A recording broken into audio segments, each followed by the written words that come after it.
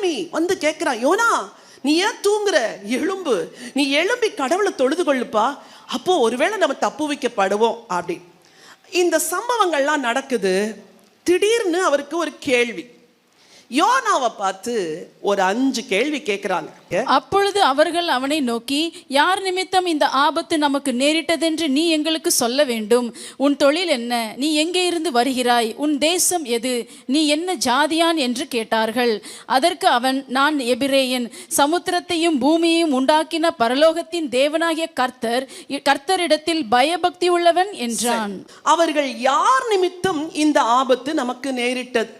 அவங்க கேட்ட முதல் கேள்வி யார் அது, அல்லது இன்னொரு வேர்ட்ல சொல்லணும்னா நீ யாரு, உன் தொழில் என்ன, நீ எங்கே இருந்து வருகிறாய், உன் தேசம் எது, நீ என்ன ஜாதியான் என்று கேட்டார்கள். அதற்கு அவர் என்ன பதில் சொன்னார்? வாசிங்க 9ஆம் வசனம். நான் எபிரேயன், சமுத்திரத்தையும் பூமியையும் உண்டாக்கின பரலோகத்தின் தேவனாகிய கர்த்தரிடத்தில் பயபக்தி உள்ளவன் என்றான். சூப்பர் ஆன்சர் வருது. நான் யார் தெரியுமா? எபிரேயனாக்கும். எபிரேயர்களுக்கு கொஞ்சம் அப்படி கொஞ்சம் ஒரு பெருமை ஒன்று உண்டு. நான் எபிரே, நல்லா இருக்குது யோனா, நீ எபிரேயன் தான். அடுத்து என்ன சொல்ற?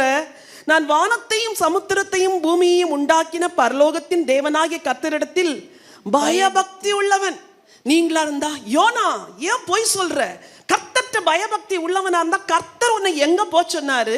நீ எங்க போகிற? உன் பயபக்தி மாய்மாலம் அல்லவா? இன்னைக்கு நமக்கு ஆண்டவர் கேட்கிறார், பயபக்தியா இருக்கிறேன்னு சொல்றியே, நீ உண்மையா பயபக்தியா இருக்கிறியா? நான் சொல்ற வழியில போறியா? நான் காட்டுற பாதையில நடக்கிறியா? படிக்கிறிய பைபிள் டெய்லி, அதுக்கு கீழ்ப்படிறியா? இது கர்த்தர் என்கிட்ட கேட்ட கேள்வி, நானும் உங்கள்கிட்ட கேட்கிறேன். பைபிளை தூக்கிக்கிட்டு வர்றதுனாலயோ பைபிளை படிக்கிறதுனாலயோ ஒரு பிரயோஜனம் கிடையாது. அந்த வேதத்துக்கு கீழ்ப்படியலைன்னா இந்த வேதம் உங்க கையில ஒரு வெறுமையான புத்தகம் போலதான் இருக்கும். நான் சமுத்திரத்தையும் வானத்தையும் உண்டாக்கின தேவனிடத்துல நான் பயபக்தி உள்ளவன் ஐயா. இன்னைக்கு உங்க பயபக்தியை கொஞ்சம் செக் பண்ணி பார்க்கணும்.